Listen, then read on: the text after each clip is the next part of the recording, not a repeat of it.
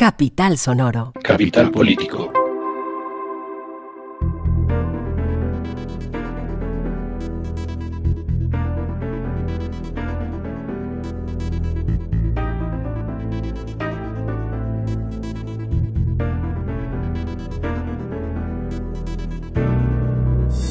Capital Político es un podcast que se ocupa semana tras semana de las noticias más importantes de Colombia, Bogotá y el mundo, o al menos de algunas de las más importantes, porque el que mucho abarca, poco aprieta y francamente son demasiadas, pero vamos a hacer el intento.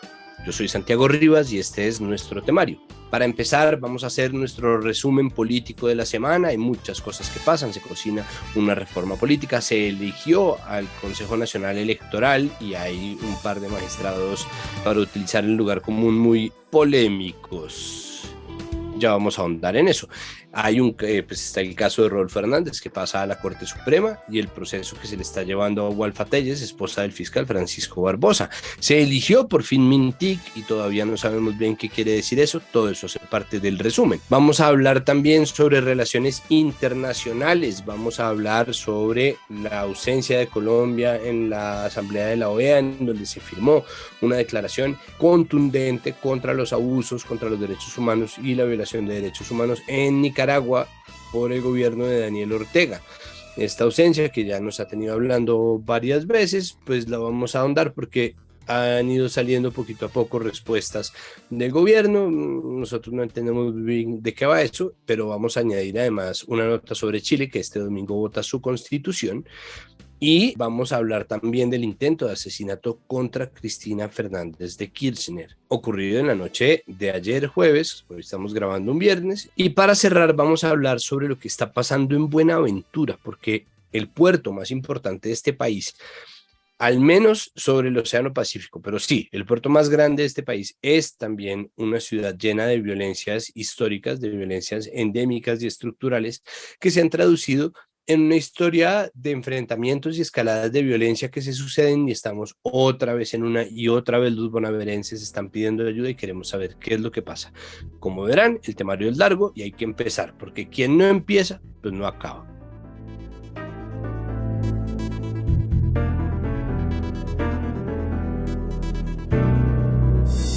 Empezamos este episodio de Capital Político, como es costumbre, con el resumen de las noticias más importantes de la agenda gubernamental, la agenda del Congreso, las leyes, las distintas elecciones y designaciones, y para ello se encuentra con nosotros, como todos los capítulos de Capital Político, Claudia Ospina, politóloga, creadora de contenidos sobre actualidad política para redes sociales, editora web de La Franja Mesa Capital y ahora panelista permanente de Capital Político. Claudia, ¿cómo vamos? ¿Cómo estás, Santiago? Gracias de nuevo por este espacio y preparada para hablar de todo lo que pasó esta semana. Uy, tenemos sopotoscientos mil temas, pero bueno, vamos a empezar con alguno de estos temas.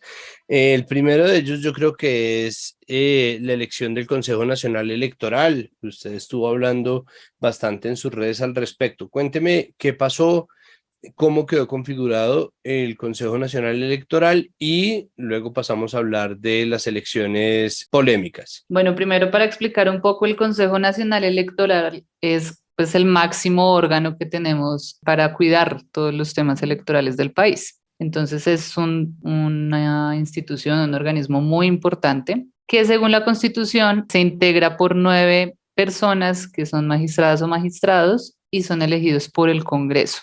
¿De dónde salen las personas que se pueden elegir? Salen de los mismos partidos políticos que postulan diferentes personas, y normalmente se ha visto que muchas personas que no logran llegar al Congreso pues terminan postulándose para estos cargos. Entonces es como un reencauche, ¿no? Como la segunda opción para el que no logró llegar al Congreso. Entonces como que listo, lo postula Pues, su partido para el llegar. baile de los que sobran, un poco. Sí. Mejor no lo pudiste decir. Entonces, eso se presta pues para que, tal cual como pasa con un colador, pueda pasar algo que uno no quiere que pase. Pueden llegar personas muy buenas, muy preparadas, como personas que tal vez tengan sus puntos negativos. El debate que hubo, porque esto empezó desde la semana pasada, se centró más que todo en que el pacto histórico en cabeza de Roy Barreras, quería quedarse con 3 puestos de esos 9 que hay. Y el Partido Liberal, que es otra de las fuerzas políticas grandes del Congreso, pidió que no, que fuera más equitativo y que fuera 2 para el Pacto Histórico y 2 para el Partido Liberal. Y eso tuvo un montón de debates, de discusiones, que de hecho empezó la prensa a llamarlo que estaba ya tambaleando un poco la unidad que había en pro del gobierno. Así que bueno, al final sí quedaron 2 puestos para el Pacto Histórico, 2 puestos para el Partido Liberal, y los otros partidos que postularon personas fueron Cambio Radical, Partido de la U, El Conservador, Alianza Verde y Centro Democrático. Y así se integraron pues las 9 personas que fueron elegidas esta semana. ¿Cuánto entra a ganarse un magistrado del Consejo Nacional Electoral? En cifras ya de sueldos, el último que está registrado públicamente es del 2018 y eran 31 millones de pesos. Así que debe estar muy cercana a esa cifra, que es un sueldo bastante alto. Sobre todo porque además se trata de un puesto que no tiene tantas, por ejemplo, responsabilidades, o que tiene un trabajo que es bastante más leve que el de muchos otros puestos en el Estado, sobre todo en momentos en los cuales pues no está llevándose a cabo ninguna elección, pero pues las magistraturas y este tipo de organismos tienen eso. Otra cosa que me llama la atención sobre el Consejo Nacional Electoral es que no tiene obligación de ser paritario, como que parece que no No. está obligado a las mismas reglas que el resto del Estado, lo cual me parece francamente raro. Sí, es muy raro que no se acojan a un montón de reglas que tampoco son unas reglas pues complicadísimas. No, y que además es chistoso porque son las reglas que sí le rigen a las personas que se hacen elegir, o sea, a las que ellos mismos controlan. Entonces es como bastante, pues porque ellos sí le exigirán a los partidos políticos ser paritarios en el número de mujeres y hombres que postulan, por ejemplo, al Congreso, pero ellos mismos no son paritarios. Sí, eso está verdaderamente extraño. Bueno, ¿cómo quedó configurado el Consejo Nacional Electoral? Quedaron 6 hombres, 3 mujeres. Se trata de una configuración un poco más heterogénea que el anterior Consejo Nacional Electoral, ¿o me equivoco? Sí, el anterior, no recuerdo bien de qué partidos exactamente eran pues los integrantes, pero de este hay bastantes de diferentes posturas, entonces puede llegar a ser interesante. Aunque acá hay una cosa que sí quiero decir, y es que nosotros en Colombia tenemos este Consejo Nacional Electoral que de hecho yo lo decía en mis redes como que pasa desapercibido por todo el mundo, a nadie le importa que exista, porque al final quien más se reconoce como cara visible de las elecciones es la persona que queda en la registraduría. Así la registraduría pues en el orden de organización está por debajo del Consejo Nacional Electoral, pero como es una persona mucho más visible y es una sola, la gente siempre estás más pendiente de lo que pasa con la registradora o el registrador y nunca con lo que sucede en el Consejo Nacional Electoral. Entonces, pues sí, también es una invitación a ver un poco cómo, a darnos cuenta cómo se eligen estas personas y muy conectado con lo que decías ahorita tú, como ver también qué hacen en estos 4 años. Tal vez ahorita se empiezan a preparar para las elecciones del otro año, pero después uno no ve como realmente qué se ponen a hacer en el día a día. Igual también se me ocurre que mientras uno menos hable de ellos, parece que las cosas están mejor, ¿no? Como pasa con el defensor del pueblo. Cuando uno está reclamando mucho por la presencia del defensor del pueblo, normalmente quiere decir que hay gente a la que están reventando y eso pues nunca es bueno, ¿no? O me equivoco, yo sé que suena cruel, pero es Sí, así. sí, sí, sí. Bueno, hay 2 nombres, si no son 3, pero hay 2 que yo recuerdo que son, yo empecé diciendo de forma irónica, polémicos, pero que son verdaderamente problemáticos. César Lorduy, de Cambio Radical, que venía de ser congresista en el periodo pasado, tiene una acusación, una condena, si no estoy mal, por feminicidio, que fue precluida por vencimiento de términos. Y Álvaro Hernán Prada tiene un proceso en curso en la Corte Suprema por el mismo fraude de testigos, fraude procesal, que es el mismo proceso que se está surtiendo contra Álvaro Uribe, que ya va por la segunda petición de preclusión, pero bueno, ya hablaremos de eso, pero se trata del mismo proceso de estar torciendo testigos y manipulando testigos, y ese es ahora uno de nuestros magistrados del Consejo Nacional Electoral. ¿Cómo carajos pasa esto? Sí, y también incluiría un poco a Maritza Martínez, que aunque directamente ya no tiene nada, pues sí, sí es heredera política, porque uno no puede negar eso, de los votos que o todo su capital político que tuvo Luis Carlos Torres, que es su esposo, y que pues fue indagado por presuntos nexos con la parapolítica. Todavía las investigaciones no han llevado a nada, pero pues sí está ahí como ese lunar. ¿Y por qué llegan ahí? Pues porque esto es muy político. Por ejemplo, en el caso de César Augusto, él es muy cercano a los Char. Entonces también es como lo que, con lo que empezamos, es el plato de segunda mesa para el que no logra llegar o para el que decidió no seguir en el Congreso. Y como no hay un filtro real, sino simplemente postularlos y que todos y que en el Congreso se vote por cada partido va a votar por el que postuló, pues es muy sencillo eso. Especialmente en esta ocasión sí vi muchos congresistas mostrando estos casos y denunciando un poco el por qué no era correcto que ellos llegaran a ocupar ese cargo, pero pues como muchas cosas en este país, se hizo la denuncia, la opinión pública se queja, pero pues al final ahí están como magistrados. Bueno, esperemos que alguna cosa pueda pasar. Sería innovador, por decirlo menos, que de verdad alguien saliera por tener encima acusaciones, sobre todo acusaciones del tamaño de las que tiene el Orduy encima. Porque es que Álvaro Hernán Prada no ha sido condenado aún Sí, no. hasta donde se entiende, pero Lord Dewey es más un asunto de tecnicismos jurídicos que igual. Pasemos a hablar ahora sobre designaciones, sobre una designación, y es que finalmente parece que se completa el álbum de los ministros y las ministras y el gabinete queda ya con una mintic, que es Sandra Urrutia. ¿Quién es Sandra Urrutia? Por fin, que el podcast pasado lo terminamos diciendo, ¿cómo será que sí? Y sí, ya tenemos nueva Mintic. Mm, Ella es abogada y tiene una especialización en Derecho de Telecomunicaciones, entonces pues ahí es que uno dice, bueno, está conectada un poco con la materia del ministerio al que llega. Y sí tiene bastante experiencia en el sector de las telecomunicaciones, fue directora de vigilancia fiscal para el sector TIC y pues seguramente fue una de las fichas que presentó el partido de la U porque pues así era como se había acordado, por así decirlo. Y es importante sí decir que ya con ella, entonces sí podemos hablar de un gabinete paritario como se prometió en campaña, donde tenemos 9 ministras y 9 ministros. Hay un asunto que parece que podría detener la posesión de Sandra Urrutia. Esta es una noticia que salió en la W. Finalmente, ¿qué pasó con esto? Sí, hay un documento que dice que que está impedida, pero se supone que el gobierno oficializa como tal la posesión de ella el próximo martes. Ah, ya, no, es claro, es que esto es un documento que habla de la inhabilidad de otro funcionario que sería una inhabilidad un poco análoga a la de ella. Ujú. Ok. Pero pues se supone que el nombramiento se oficializa el martes 6 de septiembre. Pues bueno, esperemos. Por ahora parece que eso no tiene vuelta atrás, pero pues cualquier obviamente problema de inhabilidades y estos otros tecnicismos ya tendremos que solucionarlos. Otro tema del Congreso es que el caso de Rodolfo Hernández por Vitalogic, un caso, Ujú. una investigación por corrupción que de hecho estaba por entrar a juicio para el momento en que fueron las El día elecciones. siguiente.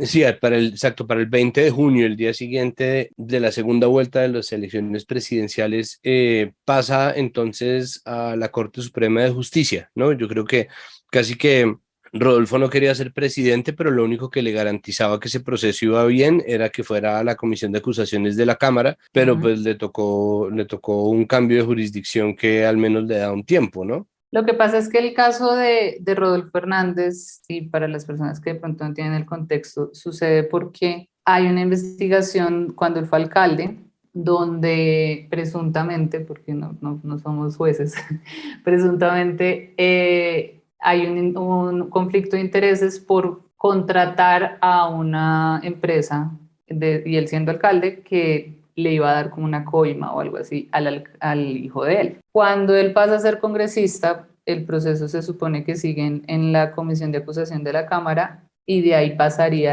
a la Corte Suprema. Sí, que es el tribunal que Es juzga. al que juzga a los congresistas. Ujú. Pero como el caso ya está tan adelantado o estaba tan adelantado en la justicia ordinaria, pues pasa inmediatamente a la Corte Suprema de Justicia. Por eso es que se rumora que él, pues para evitar la justicia ordinaria, pues dijo sí a su curul, que tenía derecho por quedar en segundo puesto en la presidencia. Y lo que se rumora es que va a renunciar al Congreso para lanzarse a la gobernación de Santander, y eso ya volvería a frenar el proceso en la corte y a volverlo a pasar a la justicia ordinaria. Y eso que le permite a él, pues, ganar tiempo. ¿En qué consiste el proceso contra Walfa Telles, esposa de nuestro actual fiscal Francisco Barbosa? Fue denunciada por contratar con una empresa a la que ella le hacía control fiscal. Es decir, tú le haces control fiscal, pero además contratas con esa empresa. Entonces hay un conflicto de intereses. Llegó al despacho de la Fiscalía General, pero pues en este momento todavía no se ha pronunciado su esposo, que es el fiscal.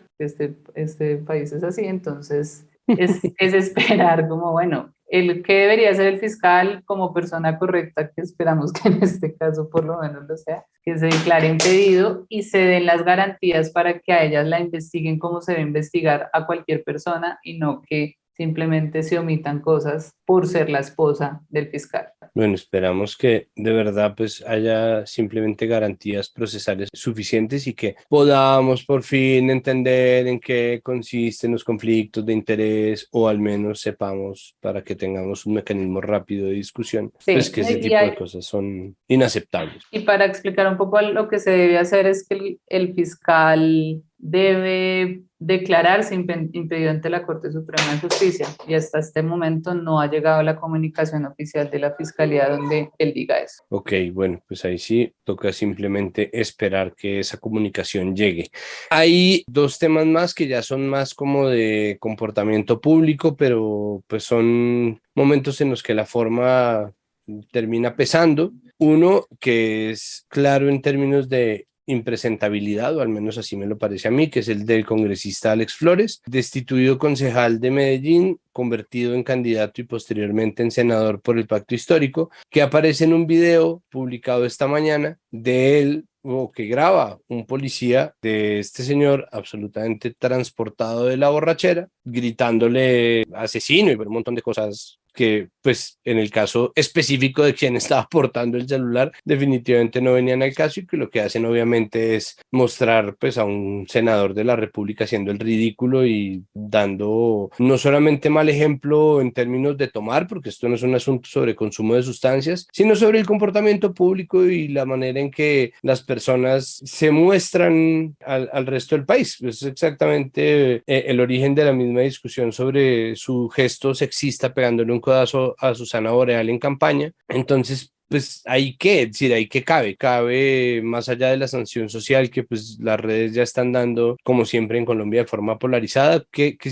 existe ahí que pueda ocurrir? Sí, es que este tema de las redes sociales pues se presta para que cualquier funcionario o funcionaria que cometa un error, ¿sí? Entre comillas, porque pues cada quien tiene su vara moral, pues empiece a ser juzgado por la opinión pública, unos más graves que otros. Pues con la vara que midas serás medido. Exactamente. La cosa sigue también por el lado de las disculpas. Este es un tema que me tiene a mí dividido entre dos aguas, sobre el que ya habíamos conversado fuera de micrófonos, y es el de la aparición de la ministra de Minas, Irene Vélez, en una rueda de prensa. ¿Qué fue lo que pasó? No, y acá, teniendo en cuenta que ya lo hablamos, hay un tema también importante que siento yo que como usuarios de las redes sociales tenemos que ver antes de opinar, y es entender que nosotros nos quedamos con el video de los 3 segundos que nos muestran y uno Claro, no ve como total. el contexto, el video completo o qué pasa detrás o cómo era el ambiente para que una persona reaccione de una manera o de otra.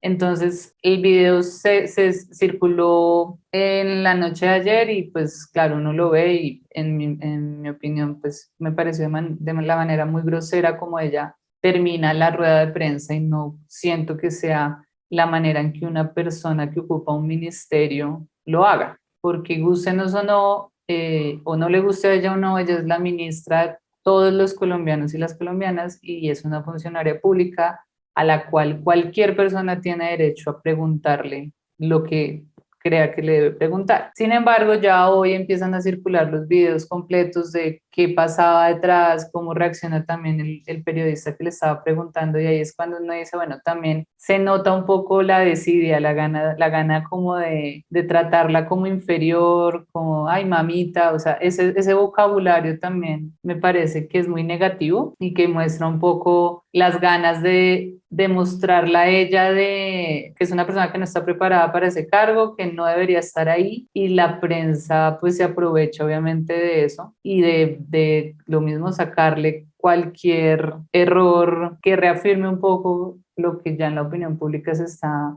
metiendo muy de lleno, y es que no es una persona que debería estar en ese cargo. Y me parece muy positivo que ella haya salido a pedir disculpas y a decir que no le parece que fue la manera correcta de haber terminado la rueda de prensa, que se disculpaba con la prensa, y esa manera también de salir a dar la cara me parece correcta, y creo que hace parte también del aprendizaje que personas que tal vez no estaban muy cercanas a este ambiente político pues van a ir adquiriendo, porque nada mejor para los ministerios que tener a la prensa un poco a su favor y que no se les vuelvan los enemigos, y creo que ese es uno de los trabajos que va a tener, uno de tantos que va a tener la ministra de Minas en este momento, y es porque para el contexto en Cartagena se está haciendo una cumbre minera, y pues obviamente ella está allá, y sus salidas tanto en las ruedas de prensa como en otros espacios, pues no han sido las mejores, o la gente siente que no son las mejores, y ahí es que pues la prensa se aprovecha de esa vulnerabilidad. Sí, es verdad. Sí, me parece que esa es una muy buena cronología de este asunto. Nosotros, mientras estábamos hablando, existía una discusión, ¿no? La discusión de en la noche del jueves era sobre el derecho que tienen los periodistas a preguntar cualquier cosa, ¿no? Así a uno le parezca bobísimo, así al ministro o la ministra le parezca que eso es terrible, así al doctor Vargas Lleras les parezca preguntas muy chimbas, ahí está. Pero había como otras cuestiones flotando en el aire. Yo tuve la oportunidad de leer posiciones encontradas que me parecían muy interesantes, que eran precisamente estas, como la del atosigamiento, la forma como se está tratando a las personas del gobierno. Lo que pasa es que eso es una cuestión de lado y lado, porque uno entonces ya no sabe. También existe el derecho de ofender. Entonces, bueno, esto es una cuestión realmente que se mueve en unos matices de gris, en muchos matices de gris distintos, casi que en 50 sombras de Grey, pues hablando de afectos y violencia. En la mañana de hoy, viernes, la discusión había pasado como a otro plano, ¿no? Yo estoy de acuerdo.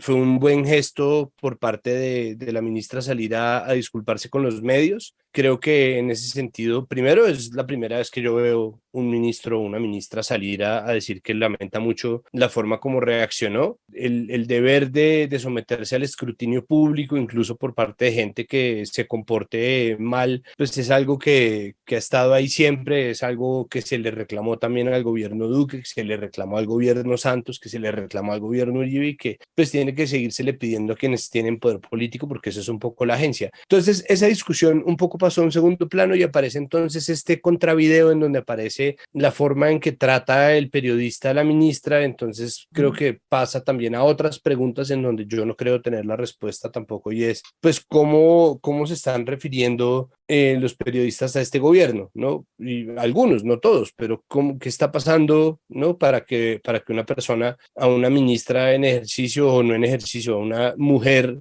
hecha y derecha la esté tratando de mamita y etcétera, ¿no? Entonces, ni siquiera por la dignidad del cargo, ese trato sería inaceptable en cualquier oficina, en cualquier sala, en la calle y en una fiesta en un salón comunal. Entonces, No, y ahí yo no sé si es porque ella, es que este lenguaje además, esto es tan clasista en Colombia, porque como este gobierno sí es muy diferente en el tema de las ministras y ministros y los funcionarios en general que tienen. Si uno ve los gobiernos anteriores, pues siempre es la típica persona que es súper elegante, aunque la elegancia es relativa, ¿no? Pero digamos que en los términos que tiene cada uno, entonces, bueno, es elegante, es una persona como que siempre tiene un estrato súper alto, como superior a los demás. ajá. Y muchas de las ministras y ministros de este gobierno son personas mucho más naturales, más cercanas cercanas a la gente del común. Por eso a esta ministra también se le criticó cuando vino una delegación del gobierno español y ella recibió a una de las funcionarias en tenis. Entonces, pues es como ese lenguaje fresco, no sé si hace que los periodistas crean que pierde respeto por esa razón. No sé si están tan acostumbrados al funcionario arrogante que se comporta como superior a los demás y es alejado al periodista porque es como la persona del común que no importa. Y estas personas que son diferentes hasta en su comportamiento les hacen creer que las pueden también tratar como cualquier persona más. Entonces, no sé si ese choque también les ha afectado un poco, porque ha sucedido también con Francia Márquez, que no saben cómo comportarse. Entonces, creo que es como un aprendizaje de parte y parte también, porque tanto ella pues sí está aprendiendo que no, tampoco está bien lo que hizo, pero la manera en la que estaba tal vez siendo cuestionada en la rueda de prensa, pues hizo que también ella reaccionara de esa manera. Entonces, creo que es ese choque también un poco cultural que estamos viviendo en este gobierno. Sí, creo que ahí se ve uno de los ingredientes de esa verdadera diferencia que guarda este gobierno con los anteriores. Al mismo tiempo, yo no sabría qué pensar, por ejemplo, si llegara algún funcionario de gobiernos anteriores con tenis. Solo sé que de este lado de la línea jamás les habríamos criticado que lo hicieran. Pues es que eso es algo que parece muy loco, es una discusión que No, nunca me pues imaginé estar había, teniendo. hay una persona que puso de moda los Crocs. Ya de ahí en adelante creo que no se le puede criticar nada a nadie. Nunca había nadie diciendo que era el colmo que Álvaro Uribe usara Crocs. Ah, exacto, pues tanto que el anterior presidente se sabía la talla de los Crocs, ¿no? Exacto, y por eso quedó elegido, por eso fue nuestro Ajá. presidente. Solamente una cosa antes de despedirme y es simplemente pedir que no se utilice y no dejemos que se utilice, estemos del lado que estemos, nos parezca lo que nos parezca acerca de la salida de la rueda de prensa y posteriormente las disculpas, si están de acuerdo, si no, si les parece que los tenis son demasiado, no dejemos que nos quiten la posibilidad de debatir sobre el modelo económico y las perspectivas del cambio de modelo económico como una forma o como una posibilidad de hacerle frente al cambio climático. Eso es un debate que no está terminado, es un debate grande, es un debate estructural y muy importante. La idea del decrecimiento, si les parece que quedó bien explicado, si no, igual tiene mucho debate, tiene mucha tela por cortar y creo que va a ser importante pedir, no solamente de la discusión pública de quienes nos están oyendo, sino también de la gente que está trabajando en los medios, pedir que se trate con la responsabilidad que conlleva y sobre todo pues reconociendo lo importante que es el debate del decrecimiento de los países más ricos de este planeta. Si les parece o no les parece a la salida, eso por ahora es lo de menos. Lo importante es que no nos dejemos meter ni negacionismo del cambio climático, ni una agenda contra los cambios que puedan hacer frente al cambio climático, ni contra las exigencias que Colombia debe hacerle a países que hacen emisiones mucho más grandes, porque este es un debate real, es un debate actual y es un debate que tenemos que estar dando más allá de estar criticando a la ministra, que igual, pues obviamente tiene la responsabilidad y el deber, lo repito, de someterse al escrutinio público. Dicho esto, ahora sí, muchísimas gracias, Claudia.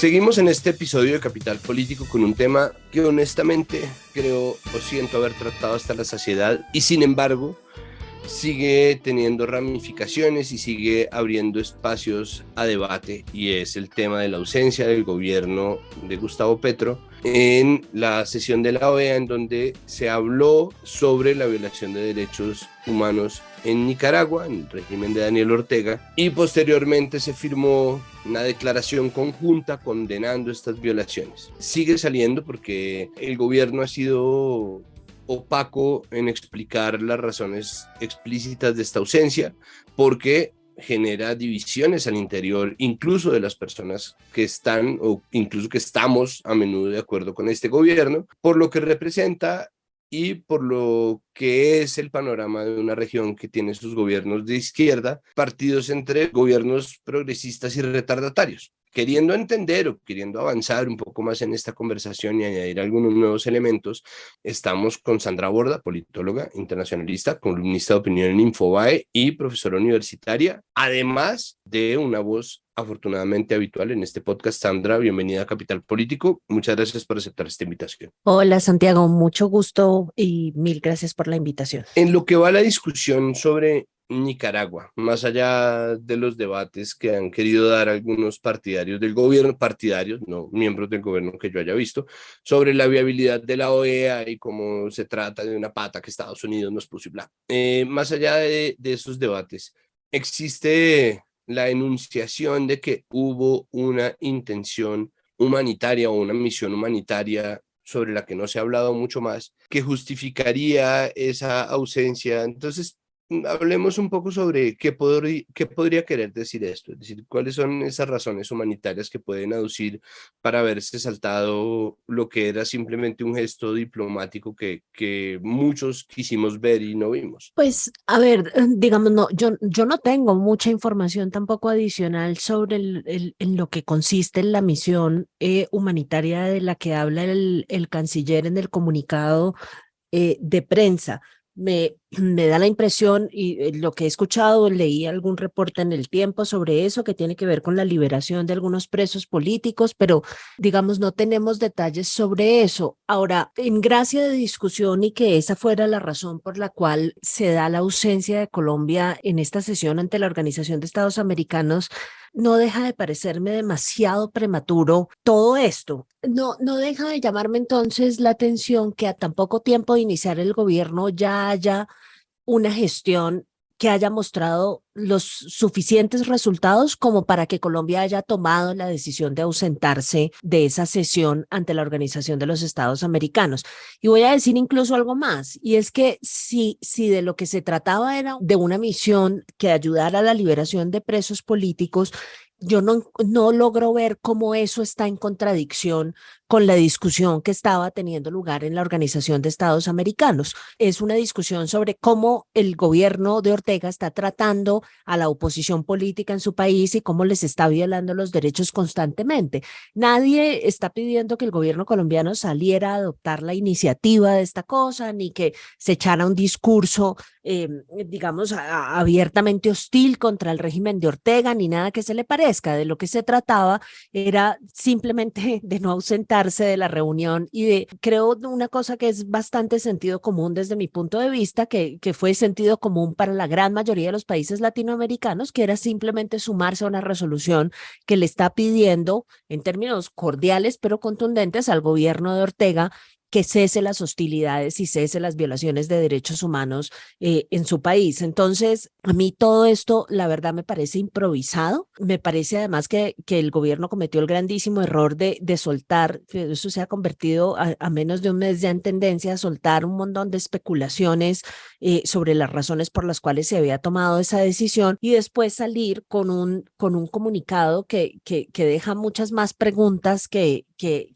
hacer la labor pues de saldar el debate, que era lo que estábamos esperando que sucediera. Entonces, creo que ahí se improvisó mucho y el resultado, y particularmente en política exterior, cuando se improvisa, es que las explicaciones siempre se quedan cortas. Entonces, yo me imagino que pensarán en corregir el rumbo y bueno, algo nos dirán acerca de cómo están avanzando esas discusiones, si es que lo están haciendo, ¿no? A mí, en general, me da la impresión de que podría haber sido mucho más simple todo esto, ¿no? Como creo que se trata, obviamente, hay una serie de discusiones que subyacen a eso, de nuevo, como, pues, hasta qué punto la OEA es muy selectiva con las violaciones de derechos humanos que condena, pero al mismo tiempo creo que era más fácil actuar. ¿Por qué me da esta impresión? Es decir, ¿por qué no puedo zafarme de la idea de que esto era mucho más sencillo y se está convirtiendo en una cosa complicadísima? Digamos, sobre lo de la selectividad de la OEA, yo creo que esa discusión hay que desagregarla con un poco de cuidado, porque ciertamente si uno mira un nivel de la OEA, que es el nivel del secretario general, totalmente de acuerdo. El doble estándar de Almagro en materia de defensa de la democracia y los derechos es clarísimo. Me parece que Almagro hizo una gestión desastrosa en la que, digamos, privilegió sus simpatías ideológicas por encima de la función de la organización. y eso resultó en que la organización perdiera muchísima legitimidad. Pero de otro lado, y pensando, digamos, no solamente en otra instancia de la OEA como la Asamblea General, sino pensando además en el mismo sistema interamericano, yo creo que al contrario, hay instancias de esa organización y del sistema interamericano que han sido tremendamente consistentes, además durísimas, coherentes en la denuncia de los problemas de derechos humanos en todas partes. Por eso me llama paradójicamente la atención que sea un gobierno compuesto en una muy buena parte por una fuerza política que fue objetivo de violaciones en los derechos humanos en este país y que contó con la protección del sistema interamericano de derechos humanos. El mismo Petro encontró una tabla de salvación en la Comisión Interamericana de Derechos Humanos cuando intentaron destituirlo de la alcaldía de Bogotá, el procurador en ese entonces, Ordóñez. La cantidad de militantes de izquierda que han encontrado en las medidas cautelares del sistema interamericano una tabla de salvación cuando se encuentran en situaciones de abierta vulnerabilidad frente a actores armados. La consistencia de ese mismo mecanismo en las denuncias y en las violaciones de los derechos humanos no es sino echarle una ojeada rapidísima a lo que ha hecho la Comisión y la Corte Interamericana de Derechos Humanos arriba y abajo en este hemisferio para proteger los derechos humanos, que honestamente a mí me parece que decir que la razón por la cual no se persigue una política de promoción de los derechos humanos en el caso de Nicaragua al interior de la OEA, porque la OEA no sirve para nada, pues desconoce todas esas realidades del sistema interamericano que me parece a mí son protuberantes. Entonces, no quisiera yo que cayéramos, que además ha sido un error en el que han caído muchos de gobiernos de izquierda en esta región, que pasan de ser usuarios del sistema interamericano de derechos humanos cuando son oposición a ser críticos del mismo cuando son gobierno e incluso intentan debilitarlo, como sucedió en la época de la llamada Ola Rosa, cuando Correa, digamos, los argentinos y muchos de los gobiernos de izquierda se juntaron, el mismo Chávez, para tratar de debilitar la fortaleza de ese régimen de derechos humanos en que se constituye el sistema interamericano de derechos humanos. Entonces, al contrario, yo creo que lo que deberíamos estar tratando de hacer es impulsar a aquellos sectores del sistema interamericano que no están funcionando también a que funcionen mejor y utilizar ese escenario como un escenario por excelencia en donde damos a conocer nuestro compromiso con esos derechos y nuestro compromiso con la democracia. Esa es la última parte del argumento, que es que yo no creo que esto sea consecuencial. O sea, el Cielo Rusín que decía en un tuit, bueno, pero ¿para qué carajos se preocupan tanto por eso si finalmente no va a tener ningún impacto en el régimen de Ortega? Y mi respuesta frente a eso es, lo que uno hace o deja de hacer en los organismos multilaterales no solamente se mide por el impacto que tiene, sino también por cómo utiliza uno esos escenarios para decir cosas sobre sí mismo, para manifestar principios en los que cree y para construir una estrategia coherente con el compromiso democrático y con los derechos humanos que se tiene también a nivel doméstico. Sí, esa era de hecho mi siguiente pregunta, porque este cuento sobre la selectividad es más guerra de Twitter, pero al mismo tiempo seguía el otro argumento que era como, pero si esto es solo un papel, ¿no? Y esto es una discusión en la que nos hemos visto envueltos en mil escenarios en gobiernos anteriores, como por ejemplo Escazú, pero Escazú es solo un papel, ¿no? Como esto es solo un papel. Entonces, esa idea de una configuración aparentemente pragmática, lo que termina de nuevo es volviendo, y eso es lo que a mí me tiene bruxando en las noches, es pues que esto de verdad debería ser mucho más sencillo. Entonces, de aquí en adelante, ¿qué sería lo aconsejable? ¿Cómo esperar que tras este episodio la Cancillería de Leiva configure una misión diplomática que sea, ¿no?, clara en sus cosas, pero que además un poco responda a las muchas necesidades sobre las cuales además se montó este gobierno en el poder? Sí, yo tengo la impresión de que eso realmente no recae en la misión. La misión al final lo que hace es seguir instrucciones de la Cancillería. Luego el problema es un problema que tiene que resolverse en los altos niveles de la Cancillería y es un problema que tiene que resolver Leiva, particularmente pensando en la idea de que estas decisiones no se pueden tomar de la forma en la que se tomaron, ¿sí? No se pueden tomar a puerta cerrada. No se puede, por ejemplo, excluir a los funcionarios de la Cancillería y a los funcionarios de la misión que tienen una idea bastante elaborada porque están metidos ahí todo el tiempo de las implicaciones que tiene esto, los costos políticos, de cómo se hacen las cosas y cómo se siguen los procedimientos. La diplomacia es, ante todo, un mar de procedimientos, un mar de formas de hacer las cosas para hacerlas bien. Y parte de lo que tienen que empezar a entender es que, pues, que tienen que entrar en un proceso de aprendizaje. Digamos que esto no es cuestión de sentarse y echar un globo y decir, bueno, hagamos esto a ver qué tal sale. En política exterior, ese tipo de improvisaciones tienen un costo altísimo. Lo que pasa es que uno no ve todo el trayecto que tiene una decisión como estas, porque obviamente eso tiene lugar, digamos, en escenarios cerrados por su naturaleza discrecionales, etcétera, etcétera, pero estas decisiones tienen unos trayectos que es importante seguir para no equivocarse. Entonces, llegar después de unos días en el gobierno a tomar una decisión de este calado, básicamente como echando un globo a ver qué resulta de esto y poniendo además a la opinión pública en un lugar de confusión enorme, porque entonces un día decían que era que no estaban informados y que la administración anterior, la anterior misión les habían hecho conejo y no les habían contado qué iba a pasar. Y después diciendo que no mentiras, que esto era una cosa para negociar algo relacionado con los problemas limítrofes y después salir a decir que había una cosa humanitaria, pues básicamente le genera a uno la sensación de que realmente se sacaron la decisión de la manga y lo que están tratando de hacer ahorita es construir una justificación a posteriori para no quedar tan mal con esa decisión. Y lo que hacen es seguir profundizando, digamos, el nivel de desconfianza que le produce a la gente que estén tomando decisiones, insisto, de tanto calado con semejante nivel de improvisación. Pues Sandra, muchísimas gracias por aceptar esta invitación, pero antes de decirle adiós, una pregunta sobre otro tema internacional.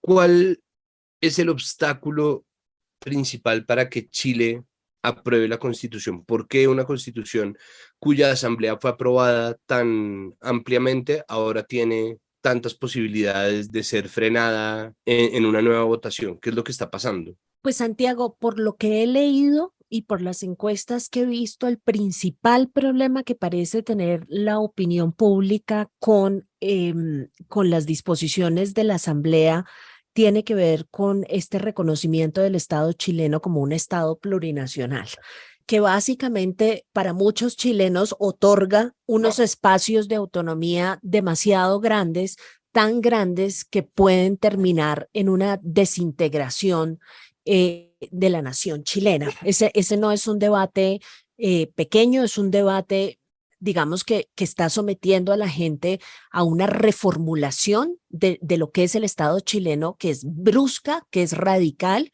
Y que, digamos, después de tanto tiempo de contar con una constitución que ciertamente tenía unos problemas y de una expectativa de que la constitución resolviera, digamos, problemas de carácter institucional, de toma de decisiones, que ayudara a que el Estado fuera más democrático, más participativo, ahora están enfrentados no solamente con una redefinición del Estado, sino también con un proceso de redefinición de la nación misma, que creo fue empujar la cosa un poco demasiado. Y eso se está traduciendo en que las encuestas en muchos casos no le están otorgando más del 30% de la favorabilidad a la aprobación de la nueva constitución, lo cual sería un golpe político durísimo para la administración de Boric. Pero esta redefinición de la nación no es algo muy parecido a lo que pasó en Colombia con la Constitución del 91, o sea, la idea del Estado plurinacional y multicultural es una cosa que realmente tampoco es tan nueva. No es nueva para nosotros, ciertamente sí, mucho para los chilenos, pero además hay que mirarle los detalles porque no es solamente una definición nominal, porque fíjese usted que lo que pasa en el caso colombiano es que se otorgan ciertos niveles de autonomía, pero no es una autonomía completa. Parte de lo que tiene preocupados a los chilenos también es que, por ejemplo, el sistema de justicia sea un sistema de justicia que resulte fragmentado, que el funcionamiento de otras disposiciones de carácter estatal, qué sé yo, la vaina impositiva y demás, terminen totalmente fragmentados y como con distintos lugares de autoridad a nivel del Estado, que eso, digamos, eso plantea, insisto, una redefinición del Estado y una redefinición de la nación que es de gran envergadura y que además, entre otras cosas, no estaba completamente asociada con las protestas que dieron origen a todo este proceso político chileno. Entonces, parte de lo que está sucediendo allí es el famoso fenómeno con las constituyentes de las cajas de Pandora, ¿no? Que usted abre eso con la aspiración aspiración de tener un Estado más democrático, más igualitario, y termina básicamente con una reformulación que sobrepasó por mucho las expectativas que tenía la gente con respecto al cambio que se iba a hacer y que, insisto, puede resultar siendo demasiado para sectores incluso moderados, no necesariamente sectores de la derecha que estaban en contra de la constituyente, pero sí sectores moderados para quienes era reforma sí, pero no así. Bueno, pues vamos a ver entonces qué ocurre este domingo en esa votación en Chile y pues qué va a ocurrir además después de cómo salga ese voto que por lo que dicen los sondeos va a terminar rechazando el texto actual de la Constitución y va a enviar a Chile a un proceso de reescritura y renegociación de para utilizar el gran lugar común, Carta Magna. Muchísimas gracias, Sandra, de verdad, por aceptar esta invitación y ayudarnos a arrojar luz sobre estas cuestiones que llevamos ya 2 semanas masticando. Y seguiremos en ello. Y seguiremos en ello, sí.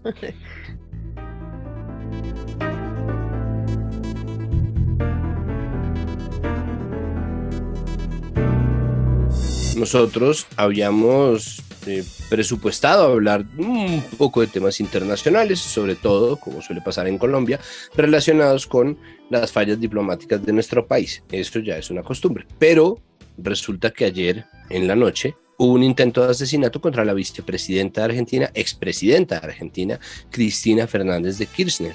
Para tratar de entender qué pasó y cómo se ha sentido el impacto de este casi magnicidio en Argentina, está con nosotros la periodista Lula González. Lula, bienvenida a Capital Político y muchísimas gracias por aceptar esta invitación. Sé que ha sido una noche, madrugada y mañana durísimas. La verdad que desde ayer fueron unas horas intensas, ¿no? Podríamos definirlo así, con respecto a esta información que empezó a correr acá aproximadamente a las 9:30 de la noche y a partir de ahí cada información que venía se convertía en un breaking, teníamos que estar muy atentos de chequear bien todo, la verdad que era información muy delicada y sobre todo un hecho que tal vez pueda considerarse inédito, si bien nosotros tenemos una cultura política que no se ha basado mucho en la violencia, ¿no? Hay una institucionalidad bastante sólida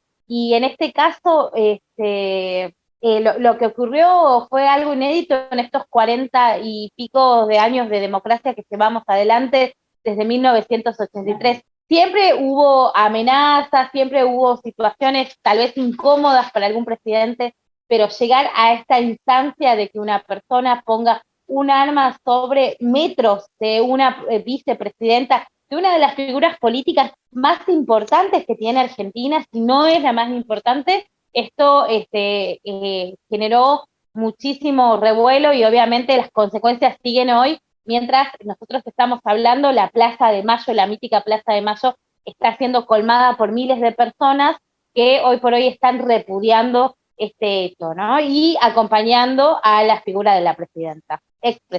¿Qué se sabe de la persona que puso esta arma cerca o que apuntó con su arma a Cristina Fernández? Así es, se trata de un hombre de 35 años, nacido en Brasil, pero que vive acá y que actualmente ya tenía algunos antecedentes con la justicia. Lo que se descubrió y se vio hasta este momento es el hecho de que es una persona que también poseía ciertos tatuajes y cuestiones relacionadas al nazismo. Hasta el día de ayer, mientras él estaba ahí, hoy salieron declaraciones de muchos de sus amigos, incluso en canales de aire, ¿no? Que llegan a casi todo el país diciendo que lamentaban que no se haya podido concretar el objetivo que tenía este joven de origen brasilero, que parecía que el fin ulterior que tenía era llevarse la vida de la vicepresidenta, ¿no?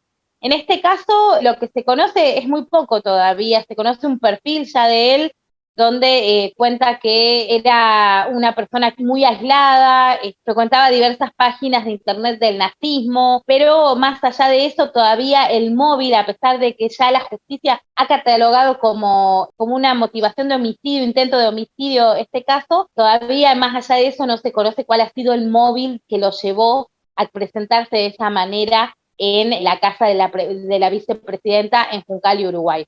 Es una cosa verdaderamente impresionante lo muy cerca que llegó, ¿no? Lo muy cerca que estuvo el arma de este señor de Cristina Fernández y en el video se ve como de verdad es una cercanía abrumadora, ¿no? Parece que hubiera fallado por fracciones de segundo el intento. Ahí, ¿cómo se entiende? ¿Qué se ha dicho desde quienes estaban ahí precisamente en medio de ese tumulto? Sí, la verdad que el video es contundente y muestra de una manera muy impresionante lo que ocurrió, ¿no? Si ustedes lo pueden ver, hasta incluso en uno de los videos que fue conocido y difundido por la televisión pública de Argentina, se escucha incluso el momento cuando gatilla y de esta manera se puede escuchar, ¿no? Que fue por unos segundos y también por un momento en el cual él falla o se le quita la pistola que tiene, el arma que tiene, ¿no? Y esto puso en cuestión hoy incluso que la justicia, la causa la tiene la jueza Capuchetti de apellido, ella incluso llega a indagar a la custodia de Cristina Fernández de Kirchner para ver qué ocurrió y seguro va a traer un replanteo. Hoy incluso Casa Rosada, que es donde lleva adelante las tareas administrativas el presidente de la Nación, Alberto Fernández, amaneció con un refuerzo de seguridad por esta situación y me parece que va a replantear también la reconfiguración de las apariciones de miles de los líderes políticos en Argentina, ¿no? Se mostró y se evidenció que había una vulnerabilidad en esto. Incluso no había vallas, que fue el fin de semana, desde hace, me extiendo un poquito con esto, desde hace 10 días se llevan adelante vigilias en la casa de Cristina Fernández de Kirchner porque en estos momentos se está desarrollando un proceso judicial en la cual se le acusa como jefa de corrupción a cargo de unos sobreprecios en la obra pública, ¿no? Y en este caso ella ingresaba de una manera, la verdad que bastante natural, las personas, y me ha tocado estar en oportunidades ahí en Juncal y Uruguay, es la dirección que ya se ha convertido hasta en un epicentro político, ¿no? Se podía ver a las mismas personas que estaban en el día de ayer, y me las encontré ayer también a estas personas totalmente conmocionadas. Algunas van de una manera muy genuina a acompañar a su líder política, por lo que la aparición de esta persona quebró algo seguramente en lo que es la confianza y la forma del acercamiento que van a tener los líderes políticos en Argentina. Incluso el sábado, cuando Cristina Fernández de Kirchner, tras un enfrentamiento que se tiene entre la policía de la ciudad de Buenos Aires y los manifestantes, ella subió al escenario sin ayuda de custodia ni nada. Y bueno, a partir de ahora me parece que se va a replantear mucho este tema, no solamente después de esta experiencia, sino también para otros líderes políticos, ¿no? ¿Cómo se ha sentido el impacto de este intento de homicidio en los medios? La verdad que los medios hace bastante tiempo, como en Colombia, como se viene dando en diferentes países de América Latina, ¿no? También se está dando con esta experiencia de una manera muy polarizada en Chile, por ejemplo, ahora que va a llevar adelante el plebiscito el domingo. Los medios acá, la verdad que la reacción fue bastante diferente, ¿no? Hay medios y periodistas, opositores que incluso cuestionaron la veracidad de este hecho. Otros medios también, ya más afines al gobierno, empezaron a mostrar también esto y acusaron a colegas y a otros medios de querer enfatizar en los discursos de odio. Esto me parece como súper importante porque también vuelve a mostrar esta faceta y el rol que tienen los medios y cómo juegan, ¿no? En todo esto, en una sociedad que obviamente se encuentra bastante maltratada, con una crisis económica y con una crisis también un poco política, pero me parece que han seguido y han mostrado esta noticia de una manera bastante polarizada, a pesar de que, debo decirlo, que referentes de la oposición, tal vez un poco más centrados a la derecha, también han mostrado solidaridad a través de las redes sociales, pero en sí los medios todavía hoy se encuentran totalmente polarizados y lo han demostrado en el día de hoy más que nunca, ¿no? Se puede ver también el cuestionamiento hacia lo que fue la acción del presidente de la Nación cuando ayer por decreto dictó feriado aquí en todo el país, feriado nacional, para que reflexiones, fueron las palabras que pensó el presidente, y se pueda manifestar en paz para defender la democracia. Pero en este caso hubo varios cuestionamientos de este tipo por parte de los medios polarizados, los que se conoce como acá los medios que tienen la hegemonía, ¿no?, de la comunicación, ya sea Clarín, La Nación. Otros han intentado tener un rol tal vez un poco más de narrativa, pero siempre la polarización está presente y hoy se hizo más que nunca. Esto se ha extendido también a los liderazgos políticos. ¿Qué ha dicho la oposición política respecto de este intento de asesinato? ¿Hay algún pronunciamiento? Un pronunciamiento, por ejemplo, de Mauricio Macri. Totalmente, sí, bueno. Ha sido muy interesante cómo han reaccionado los diferentes políticos, ya sean los opositores, sobre todo a nivel local, no estamos hablando de la micropolítica. Mauricio Macri, el expresidente, se expresó y repudió este hecho. No así lo hizo, por ejemplo, la presidenta de su partido, Patricia Bullrich, que llamó a cuestionar la forma en que había enfatizado el presidente una suerte de acusación hacia la oposición. Otros líderes de partidos que son centenarios, ¿no?, acá, y que son muy tradicionales, como por ejemplo la Unión Cívica Radical o el Partido Socialista, llamaron a repudiar el hecho, pero partidos emergentes que han tenido una participación y han sido muy protagonistas en las últimas elecciones legislativas del año pasado, por ejemplo, Javier Milei, libertario, no se pronunció al respecto, y esto también mostró un poco que había sectores de un poco la derecha o la nueva derecha, podríamos decir, que no se manifestaron, ni se solidarizaron, ni hicieron un pronunciamiento al respecto. Sí lo hicieron, como te decía, Mauricio Macri, la Unión Cívica Radical, los partidos tradicionales en sí, pero, por ejemplo, la presidenta del partido de Macri no lo hizo, y esto también trajo muchas críticas en un momento donde la polarización no solo se está dando desde afuera, ¿no?, entre ambos partidos, ya sea Juntos por el Cambio, que lidera Mauricio Macri, o el Frente de Todos con los Fernández, sino en este caso por dentro, ya que cada uno hoy por hoy estaba jugando internas políticas con muchas diferencias, sobre todo por posicionarse tal vez en Juntos por el Cambio con una derecha un poco más radicalizada, ¿no? Hay un sector del partido de Mauricio Macri que quiere ir a las elecciones del año que viene con los sectores de los libertarios, que tienen mucha llegada a los jóvenes, y hay otro sector que prefiere seguir por el mercado y por el que lo llevó en 2015 a la presidencia, ¿no? Así que también esa interna se mostró y se vivió en quiénes fueron los que verdaderamente lamentaron el hecho y quiénes no. Por último, ¿en qué deja esto el proceso judicial que se está surtiendo contra Cristina Fernández? ¿Cambia en algo? El respaldo popular puede un poco crecer, puede que esto se aplace un poco, no sé, ¿cambia en algo en absoluto, así sea en lo narrativo, lo que está pasando en el proceso judicial contra Cristina? Por el momento no lo cambia al desarrollo del proceso judicial.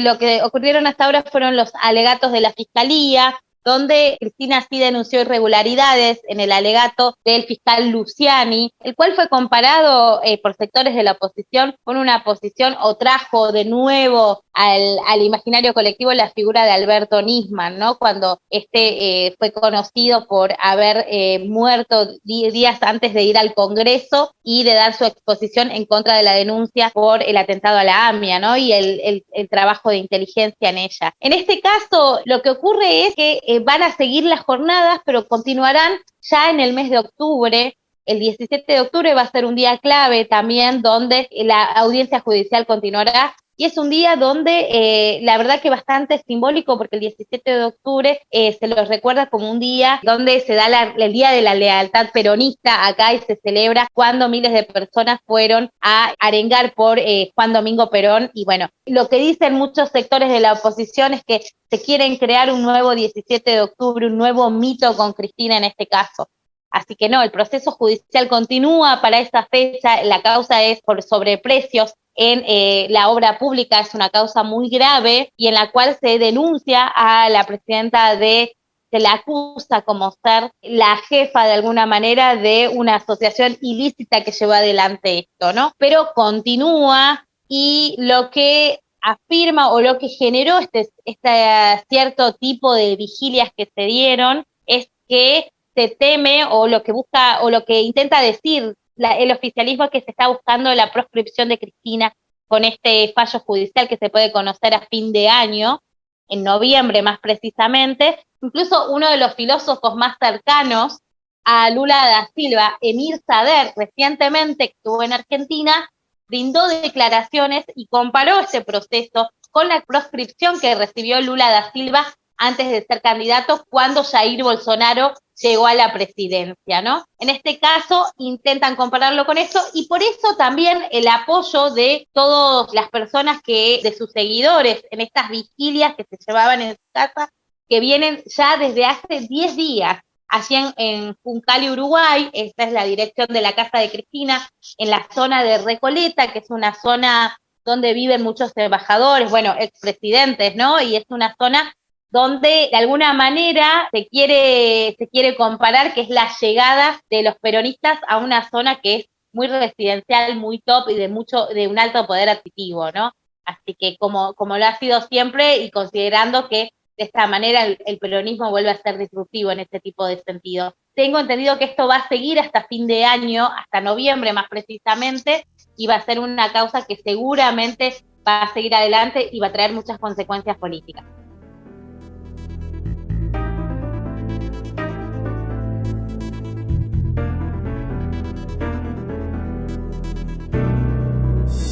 Y para terminar este episodio de Capital Político, pues queremos referirnos al tema de Buenaventura y para ello tenemos esta entrevista realizada por nuestro periodista investigador Juan Pablo Conto. Juan Pablo, adelante, muchísimas gracias. Hola Santiago. Sí, en la noche del pasado 30 de agosto, dos bandas delincuenciales se enfrentaron en plena calle del barrio Juan 23 de Buenaventura del Valle del Cauca, con miembros de la Policía Nacional. Los enfrentamientos tuvieron lugar cuando la fuerza pública intentó detener los disparos entre estas dos estructuras. Esto suscitó la reacción de diversos sectores políticos e incluso el gobierno nacional se refirió al respecto. Sin embargo, no es algo nuevo, por lo que para entender qué está pasando en Buenaventura, vamos a hablar con María Isabel Carabalí, representante legal del Club de Lectura Mariposas de Amor, un proyecto que trabaja con los niños y jóvenes que viven precisamente en estos lugares donde se está dando esta violencia. María Isabel, ¿cómo está? Bienvenida a Capital Político. Hola Juan, muchas gracias por la invitación, gracias por escucharnos y estar prestos también para oír a la comunidad y sus percepciones. María Isabel, pues empecemos por donde creo que hay que empezar. ¿Qué está pasando en Buenaventura? ¿Cómo nos puede explicar estos sucesos de violencia que están teniendo lugar allá? Mira, lo que pasa en Buenaventura realmente viene pasando desde diciembre, desde el 31 de diciembre de 2020 aproximadamente. Esto ha pasado también por un tema de un estallido social, en el cual yo lo he denominado que nos están cobrando los intereses de la poca atención estatal e institucional que ha habido por parte del Estado. Jóvenes y niños y niñas enfrentándose en grupos al margen de la ley para poder tener, digamos, el tema de poder manejar las zonas de bajamar, porque la mayoría de estos acontecimientos se hacen en zonas de bajamar donde hay casas para críticos y donde están los terrenos llamados robados al mar. Entonces estos grupos, para poder tener este monopolio o para poder tener ese poder de poder manejar algunas rutas de narcotráfico, pues se están enfrentando. ¿Qué nos puede decir María Isabel de los actores involucrados, pues hasta el punto donde pues usted se pueda referir al respecto? ¿Quiénes están dentro de estas estructuras o cuáles son cómo podemos caracterizar este mapa de los involucrados? Mira, pues lo que yo sé es que son grupos al margen de la ley, no conozco, digamos, a qué estructuras pertenecen o a qué otras estructuras, sé que son las mismas personas, digamos, que han crecido con nosotros, que son personas que son de la comunidad, que de pronto no han tenido las suficientes oportunidades de poder tener un empleo, una educación, y que debido a todo este entramaje y ese abandono estatal que ya te dije, pues han optado por estar en estos grupos al margen de la ley. Entonces son ellos los que precisamente en ese momento están luchando o disputando esos terrenos para poder tener esta oportunidad con el microtráfico y el narcotráfico que se vive en estas zonas de bajamar. ¿Cuál ha sido la respuesta de las instituciones, tanto a nivel de Buenaventura como del gobierno nacional?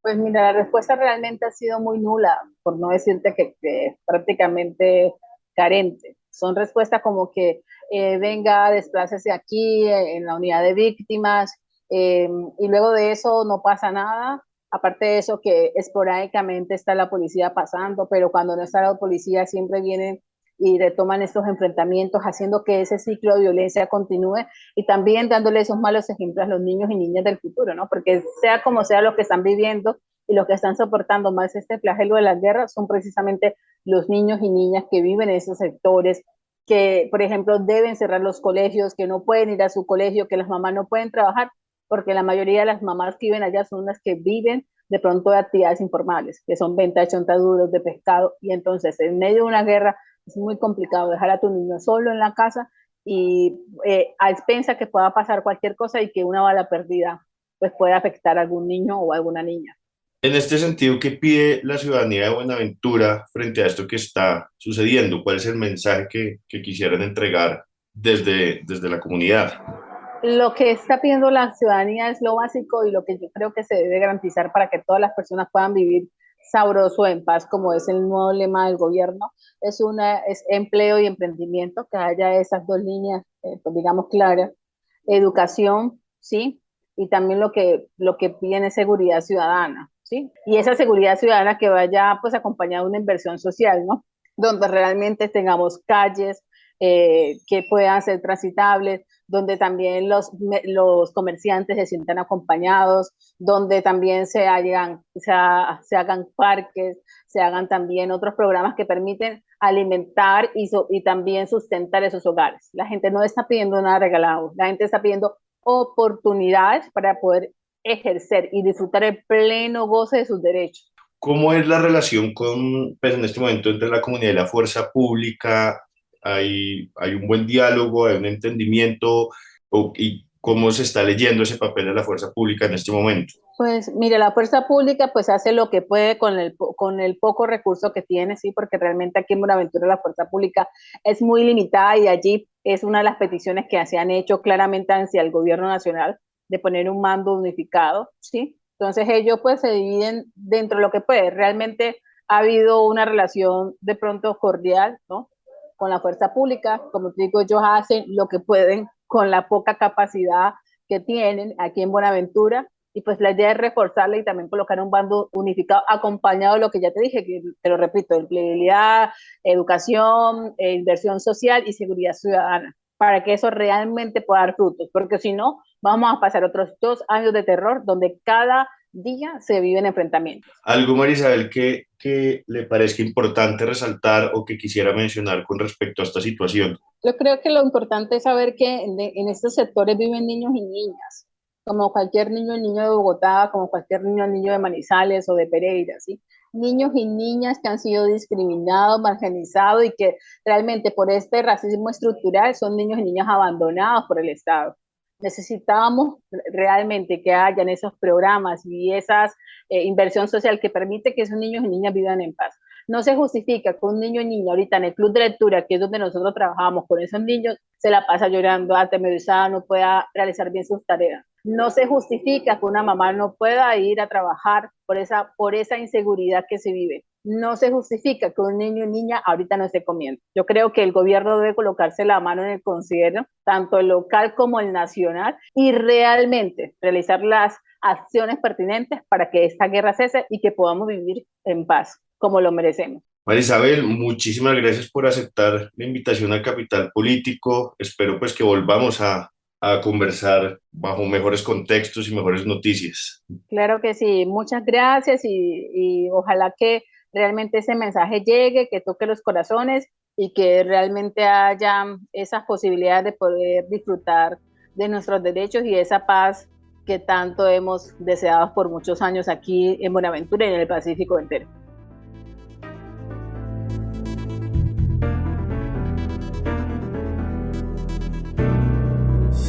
Y tal como se los prometí al comienzo de este episodio, acabamos.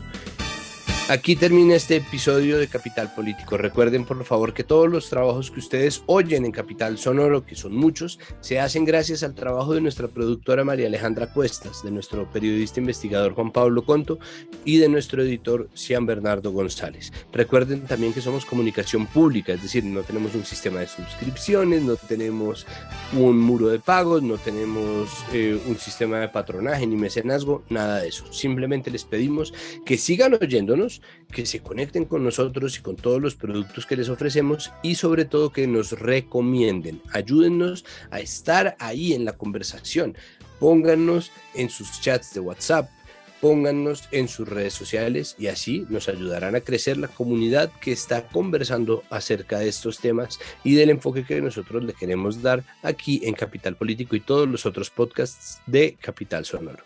Hasta luego, nos oímos la próxima semana. Capital Sonoro.